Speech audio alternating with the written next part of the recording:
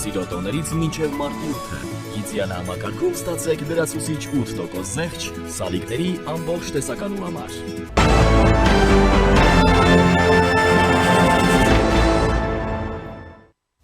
Նախորդին Նիկոլ Փաշինյանը երկօրյա պաշտոնական այցով մեկնել է Լեհաստան, այցի շրջանակում վարչապետը կհանդիպի Լեհաստանի վարչապետ Դոնալդ Տուսկի հետ, որից հետո նրանք հանդես կգան հայտարարություններով։ Վարչապետը հանդիպումներ կունենա նաև նախագահ Կարոլ Նավրոցկի եւ Սենատի նախագահ Մալգոժադա Կիդավա-Բլոնկայայի հետ։ Լեհաստանում Հայաստանի վարչապետը երեք մի շարք հանդիպումներ է ունեցել։ Նա այցելել է Լեհաստանի միջազգային հարաբերությունների ինստիտուտ, հանդիպել Լեհաստանում օտարերկրյա դեսպանների, դիվանագետների եւ վերլուծական կենտրոնների ներկայացուցիչների հետ։ Նիկոլ Փաշինյանը հանդես է եկել ելույթով անդրադարձել Հայաստանի եւ Ադրբեջանի միջև հաստատված խաղաղությանը։ Երկրի ղեկավարը ընդգծել է, որ խաղաղության ճարտարապետությունը հիմնվել է 91 թվականի Ալմա-Աթայի հռչակագրի վրա եւ խաղաղության գործընթացն իր գագաթնակետին է հասել օգոստոսի 8-ին Վաշինգտոնում Միացյալ Նահանգների նախագահ Դոնալդ Թրամփի նախաձեռնությամբ ու մասնակցությամբ Ադրբեջանի նախագահի հետ Հայաստանի եւ Ադրբեջանի միջև խաղաղության շրջանակի մասին ընդունված համատեղ հռչակագրի ստորագրմամբ։ ԱՄՆ-ի նախագահ Դոնալդ Թրամփի նախաձեռնությամբ եւ մասնակցությամբ մենք Ադրբեջանի նախագահի հետ ընդունեցինք համատեղ հռչակագիր Հայաստանի եւ Ադրբեջանի միջև խաղաղության շրջանակի մասին եւ այդ հռչակագրով մեր երկրների միջև խաղաղություն հաստատվեց։ Ինչ խոսք նախքան հռչակագրի ընդունումը մեր երկրների արտաքին գործերի նախարարները, Հայաստանի եւ Ադրբեջանի արտաքին գործերի նախարարները ԱՄՆ-ի նախագահի, Ադրբեջանի նախագահի եւ իմ ներկայությամբ նախաստորագրեցին խաղաղության համաձայնագիրը Հայաստանի եւ Ադրբեջանի միջև։ Գիտեք, շատ կարևոր է նշել, որ խաղաղությունը մեր տարածաշրջանում Հայաստանի եւ Ադրբեջանի միջև հիմնված է Ալմա-Աթայի 1991 թվականի հռչակագրի վրա։ Դա փաստաթուղթ է, որն ընդունվել է նախկին խորհրդային միության 11 հանրապետությունների կողմից, որում նշվում են երկու հիմնական սկզբունքներ, այսպես ասած, խաղի կանոնները փոխող գաղափարներ։ Առաջինը այն է, որ այդ հռչակագրի արդյունքում խորհրդային միությունը դադարում էր գոյություն ունենալ եւ խորհրդային հանրապետությունները դառնում էին անկախ երկրներ, պետություններ եւ ուստի հաստորագրված համաձայնագրում, որը վերաբերում է խաղաղության եւ միջպետական հարաբերությունների հաստատմանը Հայաստանի Հանրապետության եւ Ադրբեջանի Հանրապետության միջև կա հղում Ալմա-Աթայի հռչակագրին եւ այդ համաձայնագրի առաջին հոդվածի համաձայն Հայաստանը եւ Ադրբեջանը հաստատելով, որ խորհրդային սոցիալիստական հանրապետությունների միջև սահմանները դարձել են համապատասխան անկախ պետությունների միջազգայինորեն ճանաչված սահմաններ եւ ճանաչվել են որպես այդպիսի միջազգային հանրության կողմից, կողմերը, այսինքն Հայաստանը եւ Ադրբեջանը ճանաչում են եւ հարգելու են միմյանց ինքնիշխանությունը, տարածքային ամբողջականությունը եւ միջազգային սահմանների անխախտելիությունը եւ միմյանց քաղաքական անկախությունը։ Իր ելույթում Նիկոլ Փաշինյանը անդրադարձել է նաև ձեռքբերված համաձայնությունների իրագործման ուղղությամբ տարվող աշխատանքներին, խոսել ռազմավարական ներդրումային ծրագրի, Թրամփի ուղու տարածաշրջանային հաղորդակցության հապաշրջափակման մասին։ Ինչ խոսք, մենք շարունակում ենք աշխատանքը ձեռքբերված համաձայնությունների իրագործման ուղղությամբ եւ ներկայումս խաղաղության եւ բարեկեցության Թրամփի ուղու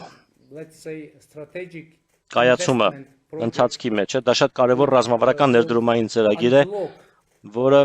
կապաշրջափակի տարածաշրջանային հաղորդակցությունը, տրանսպորտը մեր տարածաշրջանում եւ շատ կարևոր կապակցում կստեղծի Կասպիական տարածաշրջանում, ինչպես նաև իհարկե Ադրբեջանի հիմնական մասը կկապակցի Նախճեվանի ինքնավար հանրապետության հետ եւ իհարկե դրա արդյունքում Հայաստանը նույնպես կապաշրջափակվի։ Համաձայնագիրը հետևյալի մասին է, որ Հայաստանը եւ Ադրբեջանը կկարողանան միմյանց հաղորդակցության ուղիներն օգտագործել ներպետական, այսինքն Ադրբեջանից Ադրբեջան, Հայաստանի տարածքով, Հայաստանից Հայաստան, Ադրբեջանի տարածքով եւ իհարկե նաեւ միջազգային տրանսպորտային հաղորդակցության եւ միջազգային տարանցման համար։ Բնականաբար դա նոր հնարավորություններ է բացում մեր տարածաշրջանի եւ մեր պետությունների համար, քանի որ գիտեք, ակնհայտ է, որ քաղաքական պայմանավորվածությունները շատ կարևոր են խաղաղության հաստատման համար, բայց մյուս կողմից մենք հասկանում ենք, որ ընդհանուր տնտեսական շահը կարող է ավելի ուժեղ գործոն լինել կայունության համար, քան նույնիսկ համաձայնագրերը եւ այլ բազատ Վարչապետն անդրադարձել է նաև Հայաստան-Թուրքիա հարաբերություններին, ընդգծել, որ վերջին տարիներին բավականին ակտիվ երկխոսություն կա Թուրքիայի հետ, ինչ խոսք մենք երախտապարտ ենք մեր հարևաններին ևս, քանի որ շատ կարևոր է նշել, որ մեր հարևանները Վրաստանը եւ Իրանը միշտ աջակցել են այս խաղաղության գործընթացին, նշել է Փաշինյանը, հավելելով, որ տարածաշրջանի բոլոր տերություններն արդեն զգում են խաղաղության օգուտներն ու համոզմունք հայտնել, որ այս գործընթացը կհեշտացնի ամբողջ տարածաշրջանը։ Ամփոփելով իր խոսքը երկրի ղեկավարը նշել է, մենք բոլորս Հարավային Կովկասը համարում ենք մեր տունը եւ մեզ անհրաժեշտ է հոգ տանել Հարավային Կովկասի մասին։ Ես հավատացած եմ, որ այս գործընթացը սկիզբ է առել եւ անկեղծ ասեմ, իմ տպավորությունն է եւ իմ համոզմունքն է, որ այս խաղաղությունը եւ այս կառուցողական գործընթացն անշրջելի են։ Այնուհետև վարչապետը պատասխանել է Լեհաստանում օտարերկրյա դեսպանների, դիվանագետների ու վերլուծական կենտրոնների ներկայացուցիչներին հետաքրքրող հարցերին, մասնավորապես հարց է հնչել ռուսական ռազմաբազան Հայաստանից դուրս բերելու անհրաժեշտության մասին եւ թե արդյոք այդ մասով ինչ է մտածում Հայաստանը, դիմելու է Ռուսաստանի Դաշնությանը, թե ոչ։ Ի պատասխան Փաշինյանը նշել է. Մինչև 2024 թվականը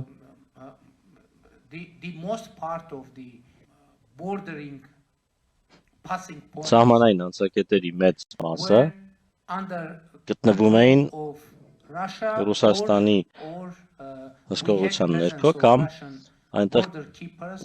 կար ռուս սահմանապահների ներկայություն, օրինակ մեր միջազգային օդանավակայանում, սակայն ներկայումս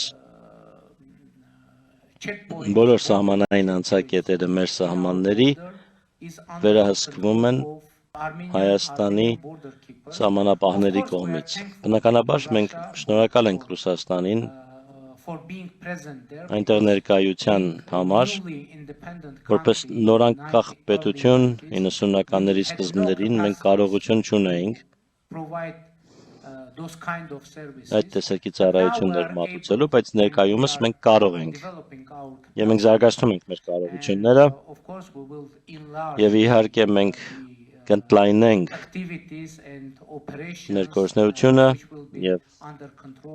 աշխատանքները, որոնք կվերահսկվեն հայ սահմանապահների կողմից։ Ինչ վերաբերում է ռազմաբազային, մենք որևէ պլան ծրագրեր չունենք եւ մտահոգություններ էլ չունենք կապված ռուսական ռազմաբազայի ներկայության հետ, ուստի մենք սերտ գործընկերներ ենք Ռուսաստանի հետ եւ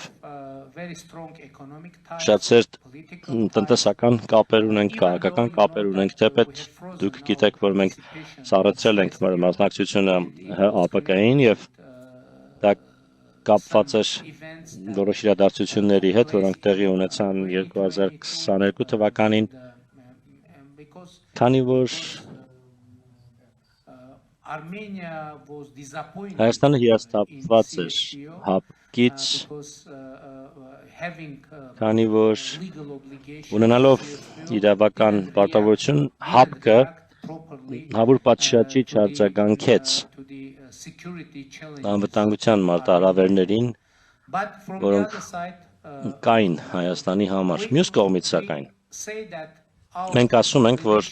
մեր հարաբերությունները Ռուսաստանի հետ ներկայումս վերափոխման փուլում են։ Մենք ներկայումս նոր հարաբերություններ ենք ստեղծում Ռուսաստանի հետ, ձևավորում Ռուսաստանի հետ, սակայն մենք իհարկե վճռական ենք եւ կցանկանայինք զարգացնել մեր հարաբերությունները Ռուսաստանի հետ, բայց միանշանակ է, որ այդ հարաբերությունները փոխվում են։ Փաշինյանն անդրադարձել է նաև ատոմակայանի կառուցման հարցին, թե Հայաստանը որ տարբերակն է ընտրում, երբ որոշում կկայացնի։ Գիտեք, ինչ վերաբերում է էներգետիկային, վերականգնվող էներգետիկան նոր հնարավորություններ է բացում մեր երկրի համար, քանի որ պատմության մեջ առաջին հնարավորությունն է Հայաստանի համար, այսպես ասենք, անկախ լինել էներգետիկայի առումով։ Երկրում արևային էներգետիկան սրընթաց զարգանում է։ Դուք գիտեք, որ մեր երկրում ունենք խորհրդային ժամանակ կառուցված ատոմակայան։ Վերջին տարիների ընթացքում մենք կարողացել ենք ատոմային էներգետիկայի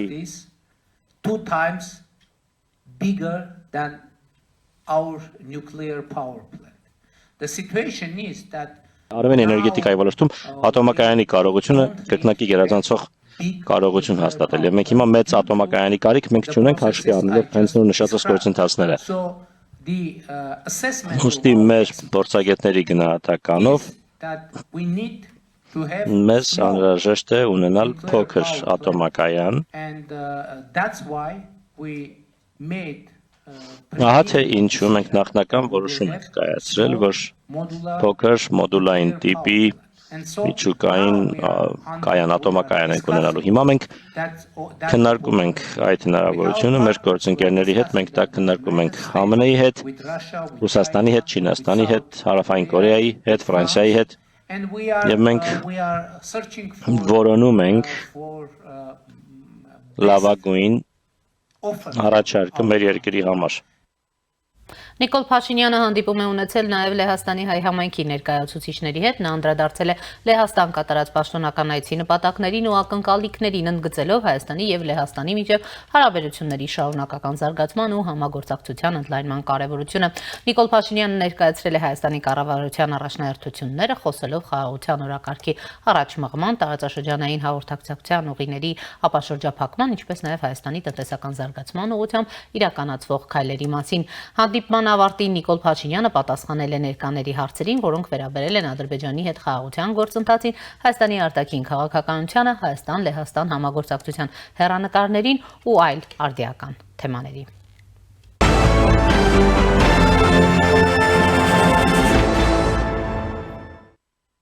Ադրբեջանը չի մասնակցի Հայաստանում կայանալիք Եվրոպական քաղաքական համայնքի գագաթնաժողովին, այդ մասին հայտնել է Ադրբեջանի արտաքին գործերի նախարար Ջեյհուն Բայրամովը, նշելով, թե Իլհամ Ալիևի մայիսի խիտ եւ հագեցած օրակարգում նման այց նախատեսված չէ։ Հիշեցնենք, որ Երևանը Ադրբեջանի եւ Թուրքիայի նախագահներին բանավոր հրավեր է ուղարկել մասնակցելու հաջորդ տարի Երևանում կայանալիք Եվրոպական քաղաքական համայնքի գագաթնաժողովին։ Այդ մասին հայտարարել էր արտաքին գործերի նախարար Արարատ Միրզոյանը, նշելով, որ փաստաթղթային հրավերներ դեռևս չեն ուղարկել։ Ինչ որոշում կկայացնի Թուրքիան Էրդողանը կժամանի, թե ոչ դեռ պարզ չէ։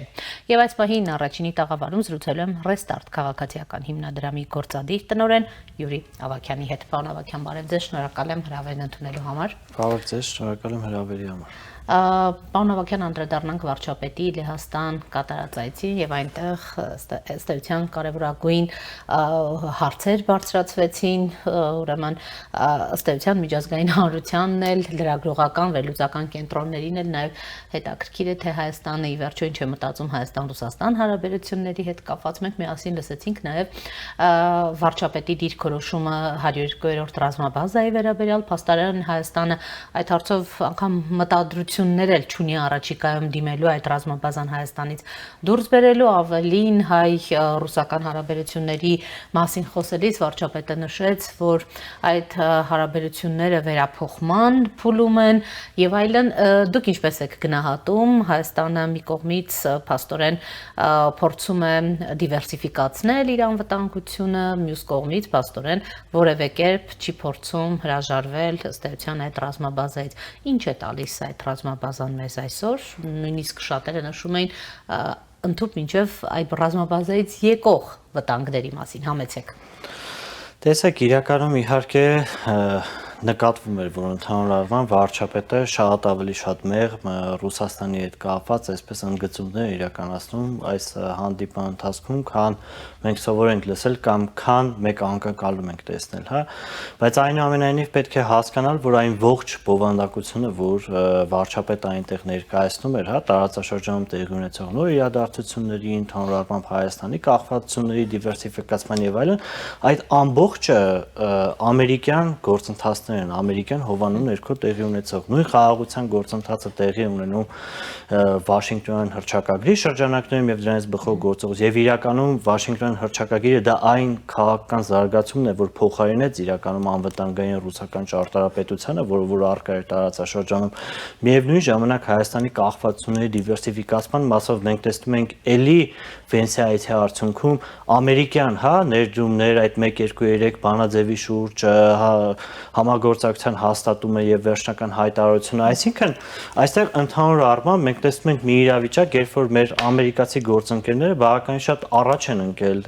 եվրոպացի գործընկերներից եւ իրականում առավել ճկուն են տարածաշրջանում տեղի ունեցող քաղաքականությունների մասով եւ այստեղ մենք հայ-ամերիկյան հարաբերությունների արդյունքում տեսնում ենք շատ կոնկրետ, հա, զարգացումներ, օրինակ մեկ որ վերաբերում է AI-ի կամ բարձր տեխնոլոգիաների կամ այդ չիպերի,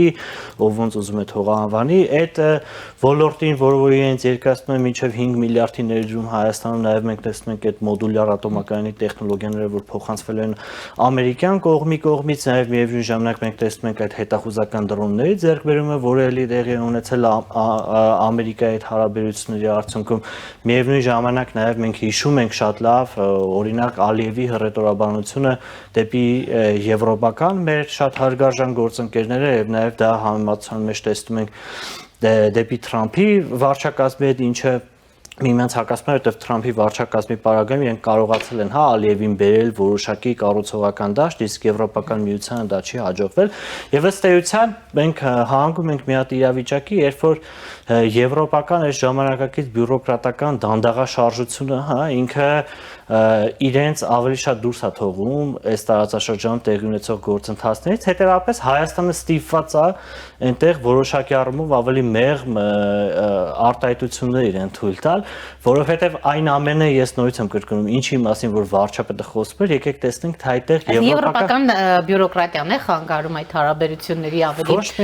ինտենսիվացմանը, խորացմանը, զարգացմանը։ Ոչ միայն բյուրոկրատիան, այլ նաև ճկունությունը, այլ նաև կարելի է այստեղ խոսել պատրաստականության մասին, թեև ԵՄ դիտորդական առաքելության տեղակայումից ի վեր Հայաստանի սահմաններին ամենակից սահմանային միջադեպերն տեղի ունեցել Հայաստանի։ Վարչապետն անդրադարձավ նաև դրան եւս։ Այո, բայց մենք եթե ընդհանուր առմամբ համեմատականի մեջ ենք դնում, օրինակ Եվրոպական միության եւ ԱՄՆ ներգրավվածությունը, մենք այստեղ հստակ ահռելի տարբերություն ենք տեսնում, որտեղ եկեք հաշվենք, հա, օրինակ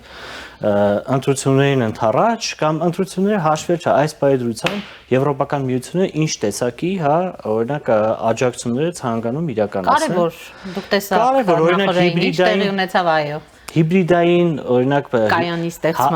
ստեղծումը, որը երբ որ Մոլդովայի փորձը ուսումնասիրում ենք, հասկանում ենք, որ դա մոտավորապես 20 անձնակազմից բաղկացած խումբ է, որը որ հիմնականում զբաղված է կիբեր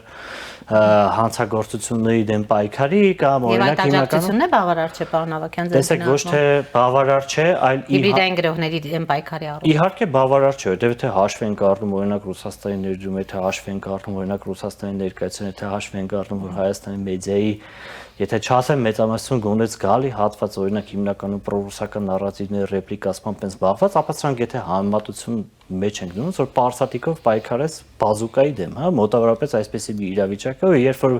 մենք տեսնում ենք նաև թե Եվրամիությունը օրինակ հայտարարել է 15 միլիոն եվրոյի կարգի աջակցության մասին հիբրիդային սպառնալիքների դեմ պայքարի համար։ Նաև ես իմ անձնական շփումների բերումով, նաև տարբեր այցեր իրականացնելով Եվրոպարլամենտ, նաև այնտեղի չինովնիկների հետ հանդիպումներ եւ այլն, ինձ մոտ տպավորություն կա, օրինակ իրենք սպասել են, որ հերթը մոտենա ընտրություններին եւ այս բանից ցանկանում են ինչ-որ հարցով Հայաստանին օգնել եւ այս համատեքստում խոսում են 15 միլիոն ներդրման եւ նաեւ հիբրիդային կայանի տեղակայման մասին, որը իրականում մի քիչ իր միջին չափերով ՀԿ-ն կամ ՔՀԿ-ն կարող է Հայաստանում դա իրականացնել, հետեւաբար եթե մենք սա համեմատում ենք օրինակ ամերիկյան միջամտության հետ, այս պարագայում կոնտրաստը բավականին մեծ է ու այստեղ մենք նաև ինձ համար շատ զարմանալի է օրինակ այդ սուր հարցերը, հա, որ օրինակ այդ ներկայացների կողմից մենք Ռուսաստանի մասը մասնավորապես հարաբերությունների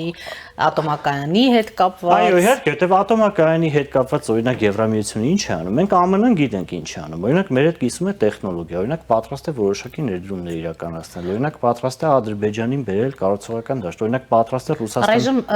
այս վերաբերությամբ կարծես թե 5 երկրից կա առաջարկ եւ վարչապետի խոսքից էլ պարզ դարձավ, որ Հայաստանը կարծեք թե գնում է այդ մոդուլային տարբերակը ընտրելու ճանապարհով, ինչը գիտեք, այստեղ շատ էներգետիկներ սվիններով են ընդունում, վտանգներ են տեսնում, որովհետեւ կարծում են շատ ավելի ուրեմն փորձված է ռուսական օրինակը, որ մոդուլայինի դեպքում չկա փորձված տարբերակ, Հայաստանը կլինի այդ այսպես ասած փորձադաշտը, գիտեք, վստահաբար լսել եք այդ բոլոր դիտարկումները։ Սա իհարկե հակակարողությունների իրականության չի համապատասխանում, նույնիսկ Հայաստանի հանրային ծառայությունների կարգավորող հանձնաժողովի նախագահը նշում էր, որ այս մոդուլային ատոմակայանները, որը ԱՄՆ-ն կոնկրետ առաջարկում է Հայաստանին, դրանք այս պահին կամ շինարարության փուլում են կամ գործարքների փուլում են 15 երկրներում առնվազն, ոչ միայն Հայաստանում, ինչը օրինակ ցույց է տալիս, որ այնպես չի ԱՄՆ-ն Հայաստանին դարձնում է այսպես, հա, լաբորատորիայի փորձամուկ, որը որ չի համապատասխանում դրան։ Միևնույն ժամանակ նաև մենք պետք է հաշվի առնենք, որ եթե խոսում ենք տեխնոլոգիաների մասին, ապա երբ ասում ենք տեխնոլոգիա, որ երկիրն է, հա, օրինակ կապ չունի Հայաստանում, թե ամբողջ աշխարհում մարդկանց մտքին գալիս, դա միանշանակ ԱՄՆ-ն է, հետեւաբար եթե կա որոշակի տեխնոլոգիայի հետ կապված կիսման փորձ, այստեղ ԱՄՆ-ն այն ամենավերջին երկիրն է, ում կարելի է քիչը վստահել կամ կասկածել։ Միևնույն ժամանակ պետք է նաև հաշվի առնել այն հանգամանքը, որ այն ատոմակայանը, որ Հայաստանում կառուցվել է, դա նաև նույնպես նախադեպային է, որովհետև սեյսմիկ գոտում նմանատիպ ատոմակայանի կառուցման նախադեպ այդ ժամանակ էլ տեղի չի ունեցել, բայց օրինակ ես իհարկե այդ ժամանակ չեմ եղել, բայց օրինակ ես չեմ հիշում, որ որևիցե մտահոգություններ հնչած լինեն, որ օրինակ այ խորհրդային միությունը այսպիսի ատոմակայան չի կառուցել, ինչպես է ստացվում, այ հայ ժողովրդին դարձնում է բան լաբորատորիայի փորձամուկ, ինչու է դա կառուցում, դա էլ նախադեպը չունեցող պրոյեկտ է եղել, որը հետագայում դարձել է Հայաստանի անկյունակարային այսպես ռազմավարական օբյեկտներից մեկը, հետևապես առհասարակ որևիցե տեսակի քննադատության սա չի իմանում, այս քննադատությունը գալիս է միայն այն պարագայում, երբ այն գործընթացների պարագայում, որոնք որ նպաստում են Ռուսաստանից Հայաստանի կախվածությունների դիվերսիֆիկացմանը։ Տեսեք, պարոն Ավագյան, միաժամանակ պարզ դարձավ, որ այսպես ադրբեջանական կողմը արդեն հստակ արձագանքեց, որ չեն մասնակցելու Եվրոպական համայնքի գագաթնաժողովին։ Թուրքիայի կողմից դեռ պաշտոնական արձագանք չկա, նախ ինչպիսին կլինի ձեր գնահատմամբ, նույն տարբերակը կընտրվի ինչ Ադրբեջանի դեպքում, որովհետև Ալիևը պարզվեց շատ խիտ գրաֆիկ ունի ու չի կարողանա ներկա գտնվել։ Բնականաբար այդ խիտ գրաֆիկը չի պատճառը, պատճառն ինչն է, խաղաղության պայմանագիրը ամբողջականանա, ստորագրվի նոր, կտեսնենք այս փոխայցերը, չուզեց առաջին քայլն անի։ Տեսեք, եթե օրինակ Թուրքիայի նախագահի պարագայում այդ այցը չհաստատվի, ապա այդտեղից մենք կարող ենք եզրակացնել իրականում պայմանավորվածություն կա։ Ադրբեջանի ազդեցությունը նշանակում է էական է թուրքական արտաքին քաղաքականության վրա, մասնավորապես մեր տարածաշրջանում Հայաստանի վրա, եւ այդ առումով մենք կարող ենք գնահատել ու հասկանալ, որ օրինակ Թուրքիայի հետ հարաբերվելիս անկյունակարային նշանակում նշանակություն ունի Ադրբեջանի դիրքորոշումը եւ շատ է խոսվել առասարակ նրա մասին, որ Ադրբեջանը Թուրքիայի վարչակազմի ղեկավարության վրա ազդեցություն ունի, դա պայմանավորված օրինակ պրո-ադրբեջանական կուսակցության առկայությամբ Թուրքիայում, ովքեր որոշակի ձայներ են հավաքում եւ միշտ տալիս են օրինակ գործող իշխանությանը, դա պայմանավորված է նաեւ նրանով, որ իրենք հիմնական ամենամեծ ներդրողներից մեկն են Թուրքիայում, դա պայմանավորված է բազմաթիվ այլ հանգամանքներով իրականում եւ հետեւաբար եթե այո մենք տեսնում ենք որ Թուրքիան եթե այս պարագայում ինքնուրույն որոշում չկայացնի, մենք կարող ենք արդեն եզրակացնել, որ Ադրբեջանի ազդեցությունը մեծ է։ Ինչ վերաբերում է Ադրբեջանի դիրքորոշմանը, իհարկե սա ապակառուցողական մոտեցում է, եթե ես չեմ սխալվում, օրինակ, երբ որ միջոցառում կար, Բաքվում, հայկական կողմը այդ առումով մասնակցություն ունեցել է, միևնույն ժամանակ նաև այս պահին 1.5 թրեքով հանդիպումներ են տեղի ունենում Հայաստանի ու Ադրբեջանի քաղաքացիական ներկայացուցիչների միջև, մինչդեռ մենք հասկանում ենք, որ այնպես չի Ադրբեջանը ունի նորմալ քաղաքացիություն, բայց այնուամենայնիվ Հայաստանը այդ քայլերին գնում է հարաբերությունների կարգավորման մասով։ Ամեն դեպքում սա կարող ենք մի քանի ձև մեկնաբանենք, առաջին դա կարող է կապված լինել Ալիևի վերաբերմունքը ԵՄ-ի նկատմամբ, որը մենք իրականում մինչև Թրամփի իշխանության գալը դա տեսել ենք, բավականին արհամարհական վերաբերմունք ցույց տав թե Շարլ Միշելի գործունեությանը, թե այն ժամանակվա, թե ընդհանուր առմամբ Եվրամիության երկրների, թե Ֆրանսիայի եւ այլն, եւ տպավորություն կա, որ ընդհանուր առմամբ Ալիևը ոչ վախենում է, ոչ հարգում է, ոչ էլ առասարակ նկատի ունենում եվրոպական համայնքի դիրքորոշումներն ու քաղաքական կշիռը, այս տարածաշրջանում դա կարող է նաև ոչ թե Հայաստանի, այլ հենց ԵՄ-ի նկատմամբ ուղղված դեմարշ լինել։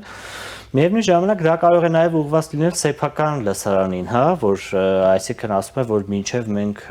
խաղաղության պայմանագիրը չստորագրենք, մինչև վերջնական հարաբերությունները չլուծվեն, մենք ուղիղ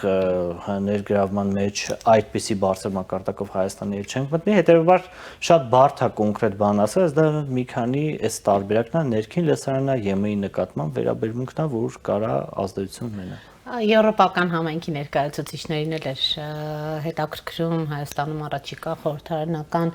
ընտրությունները, որովհետև փաստորեն բոլորը ուշի-ուշով հետևում են։ Պարոն Ավագյան, դուք եք հետևում, ինչ է տեղի ունենում։ Դուք նշեցիք նաև ուրեմն ռուսական ազդեցություն կրող մեդիաների դերակատարումը հիբրիդային, ուրեմն գործիքների կիրառումը եւ այլն։ Մյուս կողմից գիտեք նաև խոսվում է այն մասին, որ հնարավոր է 200-300 հազար ուրեմն քաղաքացու Հայաստանի Հանրապետության քաղաքացու Ռուսաստանի Դաշնությունից ավտոբուսներով տեղափոխեն, ինչը չի բացառվում նախկինում էլ եղել են այդպիսի ուրեմն արատավոր երևույթներ։ Հիմա ընդհանրապես Հայաստանի իշխանությունը շատ հանգիստ չէ մի տեսակ, երբ անդադ հայտարարում է այդ 50+-ի մասին, որովհետև մի կողմից կա ուրեմն նյութական մեծ ռեսուրս, որ ներդրվել է արդեն իսկ այս ընտրություններին, մյուս կողմից կա Գյումրի երկու սցենար, որի մասին պարզ եւ հստակ հայտարարում են, որովհետեւ իշխանությունը մեղադրում էր ընդդիմության, ասում էր դուք չեք գյումրեցիներին ասել, որ Գյումրի 1 եք այսպես ասած իրականացնելու, հիմա այդ նույն մարդիկ ասում են գալիս ենք Գյումրի 2 իրականացնելու, իշխանություններն էլ ասում են իշտահին քացախ, մենակ այդպես ասելով հո խնդրին լուծում չեն տալիս։ Կա այդ վտանգները, դուք ինչպես եք այս ներկա իրավիճակը գնահատում, ինչ վտանգներ եք առանձնացնում, որքանով է իսկապես իշխանությունը պատրաստ այդ հիբրիդային գրողներին ու այս բոլոր գրողներին դիմակայելու։ Իհարկե շատ բարդ հարց եք տալիս, ես չեմ կարծում, որ իրենք ամբողջովին դրան պատրաստ են, միևնույն ժամանակ մեդիայում առկա իրավիճակը շատ խաբուսիկ է, որովհետև այդ վնասարար դերակատարները, հիմնականում այդ պրոռուսական ուժերը Հայաստանում իրենք ինչ են փորձում անել, իրենք փորձում են թիրախավորել ապաքաղաքական կոնկրետ դիրքորոշում չձևավորած լայն քաղաքացիների շրջանակում գործող գետնի վրա առկա ցանցեր, ներգրավելով այդ ցանցերում առկա հիմնականում աշխուժ մարդկանց, ովքեր որ կարող են այսպես բազմապատկող եղանակով բերել այլ մարդկանց եւ իրենք գետնի վրա, հողի վրա աշխատանքներ են իրականացնում եւ ես նաեւ կարծում եմ, որ իշխանությունը թերացել է օրինակ պրոռուսական ֆինանսավորման հետքերը գտնելու տեսանկյունից, նախ առաջին Հայաստանում չկան օրինակ այնպիսի հետաքննական լրագրողական կազմակերպություններ, որոնք որ փնտրում են եւ ցանկանում են գտնել այդպիսի հետքեր, օրինակ Հայաստանում օրինակ բերեմ, ձևավորում են շարժումներ, մեկ էլ այդ շարժումները տասնյակ գրասենյակներ են բացում Հայաստանի ողջ տարածքում։ Օրինակ ես քաղաքացիական ներկայացուցիչ եմ, իմ կազմակերպությունը մի գրասենյակ ունեք։ տարեկան հաշվետվություն ենք մենք տալիս եւ այլն, բոլորը կարող են մտնեն ազդարարեն, օրինակ տեսնեն, ինչի վրա մենք գումարը, ինչ ենք ծախսել եւ այլն, մյուսը, բայց այս պարագայում չես հասկանում, թե տվյալ քաղաքական ուժը օրինակ։ Ինչպես է այդ գրասենյակները ստեղծել։ Այդ գրասենյակներում կան աշխատողներ, չէ՞, կան մարդիկ, օրինակ, որ առօրյա երեկո այնտեղ նստում են։ Այդ գրասենյակը կարող սեփական լինի, կարող վարձով լինի։ Եվ այս պարագայում, այո, մենք չունենք օրինակ այդ հիբրիդային սպառնալիքներին հակազդող իրական հետաքննական լրատվական դաշտ, որտեղ այդ դաշտը հիմնականում զբաղված այլ գործունեությամբ ինչքան էլ որ զարմանալի է, եւ այս առումով օրինակ եվրոպացի գործընկերները կարային իրականում Հայաստանին աջակցեն, որպեսզի մենք այդ համապատասխան դաշտը ունենանք։ Մյուս կողմից լրատվամիջոցների թափանցիկությունը նաեւ մյուս խնդիրն է, օրինակ լիքը լրատվամիջոցներ կան Հայաստանում, որ տեսնում ես իրանք անընդհատ նույն նարատիվը կրկնում են, հետեւաբար հասկանում ես, որ այնպես չի դա անկախ լրատվամիջոց է, եւ այս պարագայում դու օրինակ չես հասկանում ֆինանսավորողներն ովքեր են, այն պայմաններում, երբ օրինակ Հայաստանում այդ crowdfunding-ի կամ subscription-ի վրա հիմնված օրինակ donation-ների համակարգը կայացած չի, ուստի ես կարծում եմ այս առումով ոչ միայն իշխանությունների մի կողմն է, այլ առհասարակ հայ հանրությունը խոցելի իրավիճակում է գտնվում, եւ ես կարծում եմ, որ այս օրենքները շատ վաղուց արդեն, շատ ոչ թե պետքա սպասեին գարուն ընտրությունները եւ իրենք նախընտրական փուլում ափալ-թափալ հասկանային ինչ անեն, այլ վաղուց պետք է այս ամեն ինչի մասին մտածած եւ համապատասխան օրենսդրական փաթեթներն ընդունված լինեին, որ մենք այսօրվա օրով հասկանանք ինչ է կատարվում։ Իսկ սնկի նման աճում են կուսակցությունները, սնկի նման հիմնադրվում են կուսակցությունները, եւ մենք ոչ մեկս չենք կարողանում հասկանանք, թե օրինակ ֆինանսական աղբյուրները որտեղ են եւ հիմնվում ենք հիմնականում բամբասանքների վրա, օրինակ ասում են այս կուսակցության ղեկավարի բարեկամը Ռուսաստանում այնտեղից փող է ուղարկում, ասում են այս մի կուսակցության Մեղավոր իշխանությունն է այս առումով ժամանակին արձագանքելու այս խնդիրներին լուծում չտալու համար։ Միանշանակ, որովհետև իրենք չպետք է սպասեին, որ ընտրությունները գա, շատ վաղուց իրենք պետք է այս համակարգերը մշակած լինեն, որովհետև ես իրենց հիմնական խոսողների կողմից էլ եմ նկատում, որ իրենք բարձրացնում են հիմա այդ ֆինանսավորման հարցը, բայց իրենք միշտ բարձրացնում են այդ հարցը այդ ժամանակ, երբ որ իրենց արդեն մաշկինա դա կպնում, բայց իրենք մինչև սա դա պետք է անեն, որովհետև հիմա եթե նույնիսկ նախաձեռնեն դա 3 ամիս բան ամնացի ընտրություն, իրենք չեն հասցնելու դա իմպլեմենտացնել։ Բայց սրան զուգահեռ այլ գործողություններ են հասցնում իրականացնել, մենք տեսնում ենք կառավարության միջամտության արդյունքում ջրամատակարարման ժամանակացույցի փոփոխություն չի լինի, Վիոլա ջուրը ըստ էության նահանջում է, թեև մինչ այդ գիտեք ինչպիսի պատճառաբանություններ էր բերում, խնդիրը չի լուծվել, բայց փաստորեն կառավարությունը միջամտեց, արդյունքում ունեցանք դա։ 3 վաղ առավոտյան պարզ դարձավ, որ թոշակները կբարձրանան, թեև ամիսներ առաջ վարչապետը ըստ տրամագծորեն այլ բաներ ասում։ Սրանք բոլորը դիտարկում եք այս նախընտրական ուրեմն տրամաբանության մեջ իրականացվող գործողություններ, թե Տեսեք, հիմա մի բան եկեք պատկերացնենք, որ Երևանի բնակչությունը նախընտրական շենի չունի ջուր, օրինակ երեկոյան 10-ից հետո, եթե Էրեբունի համայնքի բնակիչների պարագայում, օրինակ իրենք սովոր են, իշխանությունների հասցեին, կոնկրետ ձայն չի տա։ Իհարկե այս ամեն ինչը տրամաբանական բացատրություն ունի, որտեղ Երևանում տեղի ունեցող այս ահռելի շինարարությունը, որ ընթանում է, անընդհատ փողոցներ են քանդվում, նոր ջրագծեր են կծվում եւ այլն։ Մյուս կողմից անընդհատ խոսվում է, որ Հայաստան մտնող խմբելու ջրի իրական 60%-ը միշտ էլ կորսվել է ու դա մեզ համար նորմալ է, այդտենց ապրել ենք։ Համենայն դեպս նաեւ այդ հայտարարության մեջ որ նայում ենք կառավարության միջամտությունը նաեւ իրենց ենթադրում է ֆինանսական հատկացումներ։ Ուստի այո, իրենք այն որ արագ են արձագանքել, դա միանշանակ կապված է ընտրությունների հետ, որտեղ Երևանի բնակչությունը կատաղած էր լինելու միանշանակ, ներառյալ ես նաև, հետևապես սա դրա հետ կապված է, իսկ ինչ վերաբերում է թոշակներին, այստեղ ես կարծում եմ քննարկելու բան էլ չկա, միանշանակ ցանկացած իշխանություններ, երբ որ նախընտրական գործընթացները մոտենում են, ոչ միայն թոշակները, այլ նաև օրինակ լուսավորության Օրինական, բայց կան տնտեսագետներ, այսպես որոնք լրջագույն վտանգ են տեսնում, այս դեպքում էլ, որովհետև նշում են, որ երկար չմտածված քայլի արդյունք է, հենց այդ ընտրություններով պայմանավորված, որ սա բյուջեի վրա լրջագույն ու մեծ բեռ է լինելու։ Չեմ կարծում, դա ուռճացված մոտեցում է, բնականաբար բյուջեն նախորդ տարվա վերջին հաստատելուց իրենք գիտեին, չէ, որ հաջորդ տարի կան ընտրություններ։ Ես կարծում եմ այդ ամեն ինչը պլանավորած եղել է, ուղղակի ազդարարվում է, այսինքն տակ։ Հիմա զուտ ազդարարվում է, բայց այնպես չի իրենք օրինակ մահացու վնասներին հասցնելու բյուջեին, սա բնականաբար չի կարող քննարկման